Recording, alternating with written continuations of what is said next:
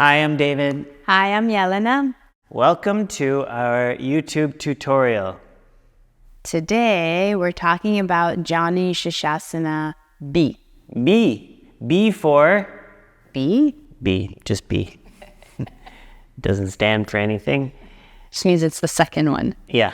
There's A, B, and C. Actually, there's no other Janu Sirsasanas like later in the sequence. The Marichasanas, there's other ones.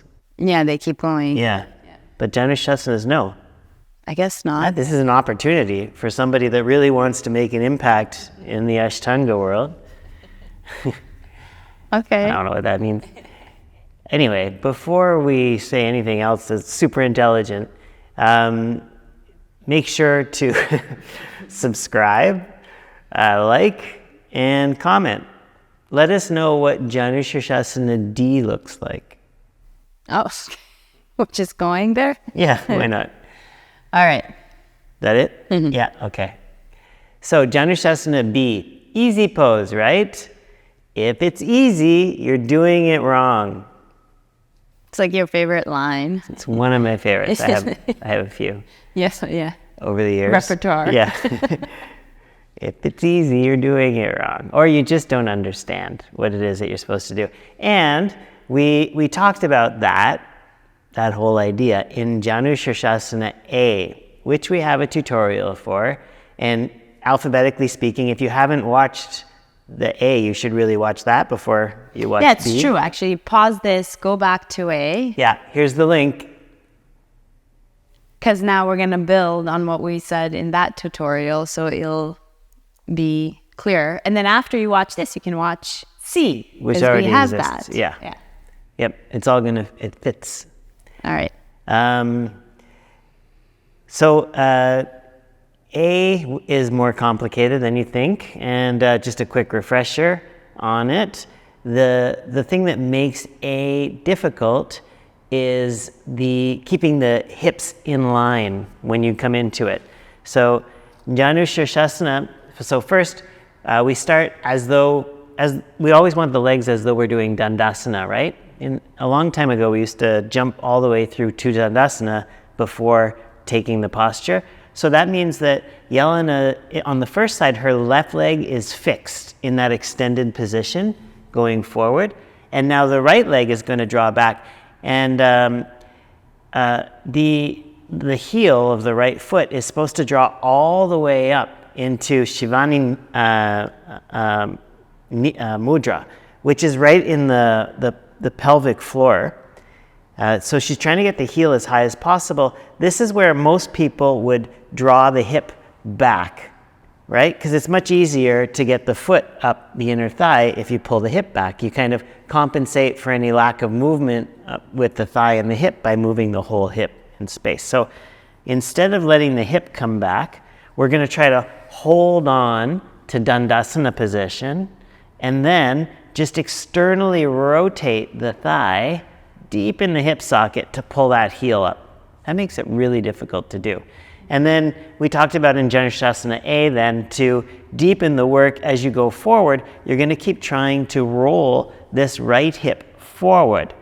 And as you engage your right foot on the floor, there's a little bit of like an internal movement. You can see it, Jelena's exaggerating it, on that right thigh. So it's like the leg is definitely abducted and in external rotation, but you can see how Jelena starts to introduce internal rotation back in. So that's the cool thing about Janu Sirsasanas is that the setup or the initial part of the setup requires deep external rotation in your hip. Yeah. And then to deepen the pose, now you go into the internal. This is all part of the primary series project. It's a secret project of piriformis rehabilitation. And so what's happening is you're training your piriformis in the primary series. We'll talk about that in another tutorial sometime. It's like it's like, what do they call it when it's a secret conspiracy? It's a yoga conspiracy. Oh, okay. Oh my God, yeah. David! How did we get there? Anyway. Yeah. So A, complicated. B, more complicated because it's, further in the alphabet, but it's going to carry the work of A a little further.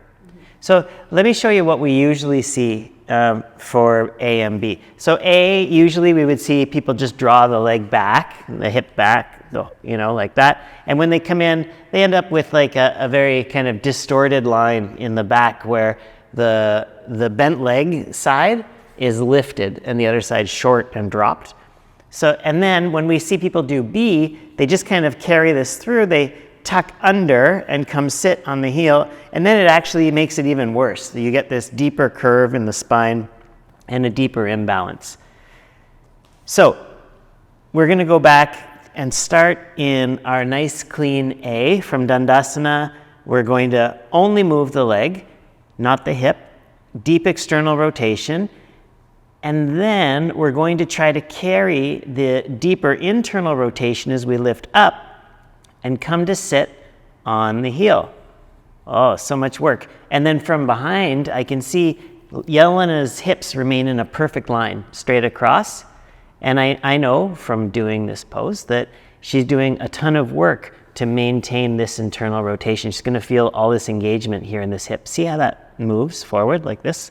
So she's engaging through the glute medius and through the piriformis. Really difficult to do. And here's the traditional cue that Jelena is trying to meet while she's doing that. And this is the trick, is that your right toes, when you do this side, are supposed to keep pointing forward, straight forward. So usually if you're not doing the work that we're talking about, this internal rotation, usually your toes start to point out to the side. But traditionally speaking, the right toes should be pointing directly forward, and the right knee ends up at 85 degrees relative to the left leg. Seriously, that's the actual coordinates that were given in the tradition.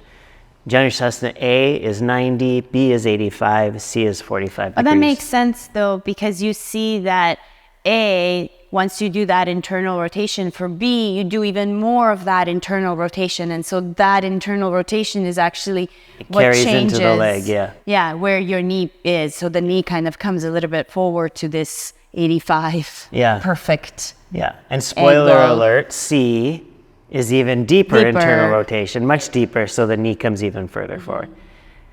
So how is Jelena able to do this? Okay, so she's going to bend the leg. We'll switch it around just for the sake of Jelena's hips.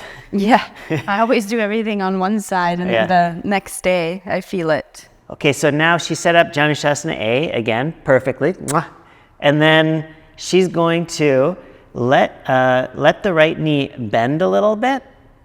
And but I was just bending it to show the foot. Position of the foot. Yeah, you don't have to bend it. But you will have to do this too. Yeah, this this is how I come into it. Not this much though, yeah. Like so that. What we want to be able to do now is for the hips to come into like more of a posterior tilt as she comes forward. So Jelena is going to try to get her piriformis to activate as an internal hip rotator. Piriformis is magic. It does both external and internal. It already engaged through the external rotation. So now to get it to be an internal rotator, Jelena is going to close the distance between the torso and the legs. And then as she gets closer, the piriformis starts to take over as an internal hip rotator. She's going to keep flexing that left foot on the mat, and that is going to make the left hip bone roll forward as she comes and sits on the heel, like that. So those two things, by bringing the chest down towards the leg and bending the extended leg slightly, keeps everything tight together as you roll forward. Yeah, because the other thing that we often see, and you want to avoid that, so not only does the knee travel too far back, but even if you now become aware of that and you're keeping the hips in line so that you're not pulling back too much, what we sometimes see is that then you kind of combine the two approaches, and then you go back to this old way of tucking and then letting the extended leg actually slide away much more. So this way of doing it, by bending the knee and coming into a little bit of a fold and then lifting to come, kind of ensures that your hips stay in line. It kind of stabilizes the hip, doesn't it? Yeah, because what you want to make sure is that you don't end up in this position with your hips.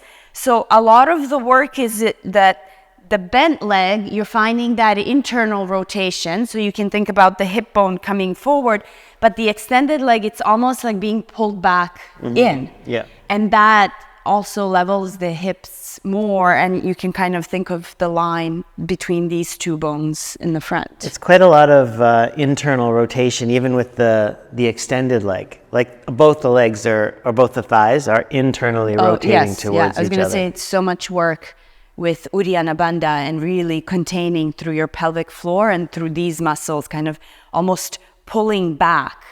But you're right, it's also not letting this leg kind of collapse to the side, but finding... It's kind of the same activation, right? Yeah. Like when you internally rotate, you feel the femur pulling back into the hip, and that gets you into the And when we hip say flexors. internally rotate, we don't mean go past. It's just that the tendency for the extended leg is to roll out.